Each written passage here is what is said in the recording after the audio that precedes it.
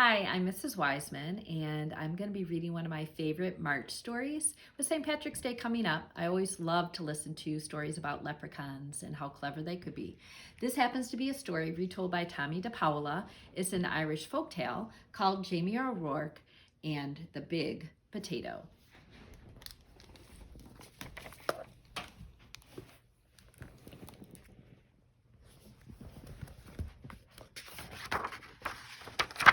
Jamie O'Rourke and the Big Potato, an Irish folktale, retold and illustrated by Tomie DePaola. Jamie O'Rourke was the laziest man in all of Ireland.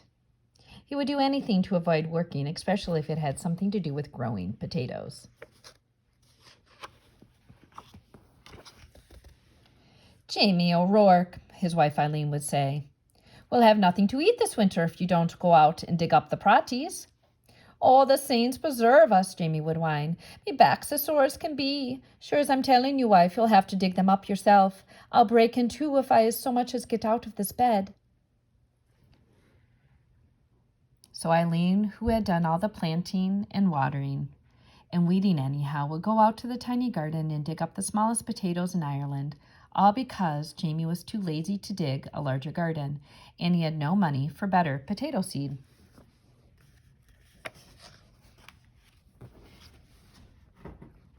Then poor Eileen wrenched her back and was laid up in bed. "St. Bridget and the Virgin Mary herself must have smiled on Eileen O'Rourke," the village woman said. "Why, it's the first rest she's had since she's married Jamie O'Rourke." So with Eileen in bed, Jamie began to worry. No Eileen to dig meant no praties all winter, and no praties all winter meant no food. "Oh, poor me," wailed Jamie. "I'll starve to death. I'd best go to church and confess to Father O'Malley. There's no telling how soon old death will be knocking on me door." So even though it was midnight, Jamie set out for the church. He was halfway down the hill when he heard singing and a tap, tap, tapping sound.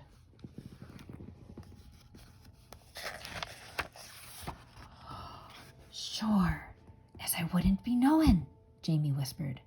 "But I swear it's a leprechaun." And sure enough, sitting in a circle of ferns in the moonlight was a leprechaun, singing and dancing, hammering tiny nails into the heels of fairy boots. He was making Jamie knew just what to do. He crept up and grabbed the little man by his coattails, held him firm.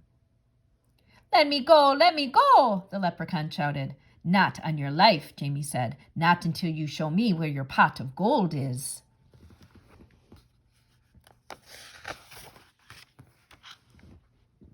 Now everyone in Ireland knows that leprechauns make boots and dancing shoes for fairies, who pay for them with gold.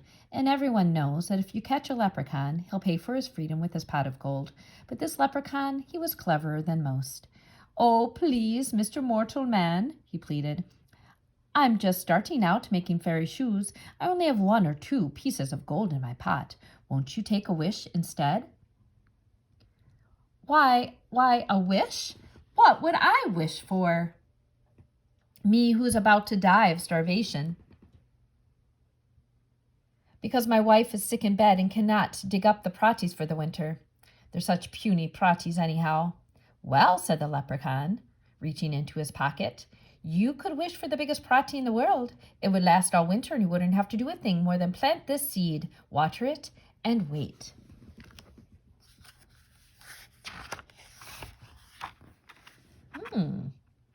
That sounded like a wonderful idea. "Done," he shouted. And as the leprechaun dropped the seed into Jamie's hand, Jamie let go of his coattails and off the leprechaun scampered.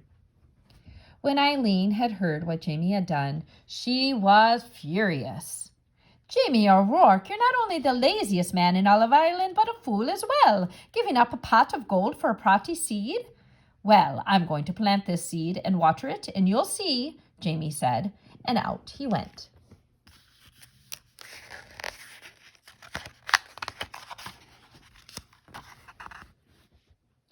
And Faith did see. Eileen said. Oh my goodness, in no time at all, the biggest, finest potato plant had sprouted out of the ground, followed by the potato itself. It was so big that it pushed up not only all the dirt in the garden, but the garden shed and the corner of the cottage. Well, surely now it's ready to dig, Jamie said proudly. That's one big potato. He hoed all around it, but he couldn't dig that prati out of the ground. He got a beam and a big rock, and he tried to pry it out. He pushed, and it wouldn't budge. As he was wondering what to do, the neighbors passed by, and the neighbor saw what was going on. He couldn't believe his eyes.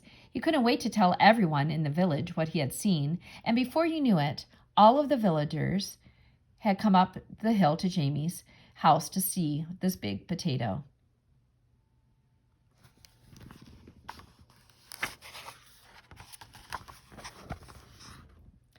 Where did it come from? They asked. Jamie told him about the lucky night when he caught the leprechaun and how smart he had been. Why, anyone could have gotten a pot of gold, he bragged, but the biggest prati in the world? That took some doing. However did you outsmart a leprechaun? They all asked him. He hesitated and scratched his head. We'll help you dig up your prati, Jamie, if you just tell us how you did it. And they all grabbed their shovels and their hoes, and they all started to dig.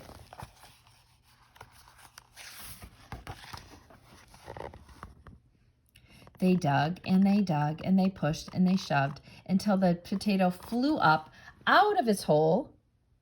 It rolled down the hill, faster and faster and faster, until it reached the bottom, where it bounced high and came to a stop, wedged between the stone walls on either side of the road. What to do now? It was stuck. That prati is so big, no one, no cart, no nothing can get by it, the constable complained to Father O'Malley. How's a body to get in or out of the village? What shall we do? The villagers asked. Then they all looked at Jamie and said, It's your prati. You'll have to move it. Well, Eileen spoke up, there's more than enough for everyone. Why don't you all go and take some?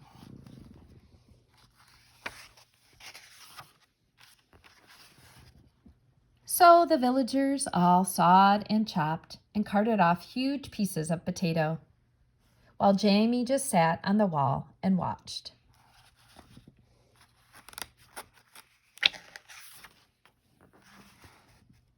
All winter, everyone had potato to eat, and eat, and eat, and eat, and eat, until no one wanted to see or hear of a potato again.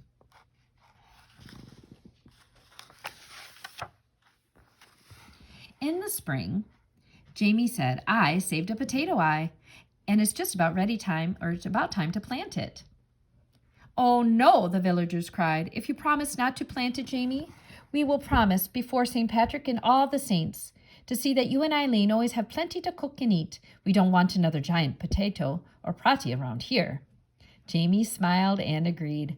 What a perfect life for a lazy man.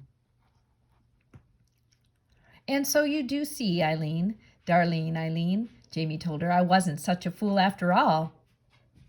And Eileen had to admit what Jamie was right. Or was he? I hope you all enjoyed that story, and I wish you all a very happy St. Patrick's Day.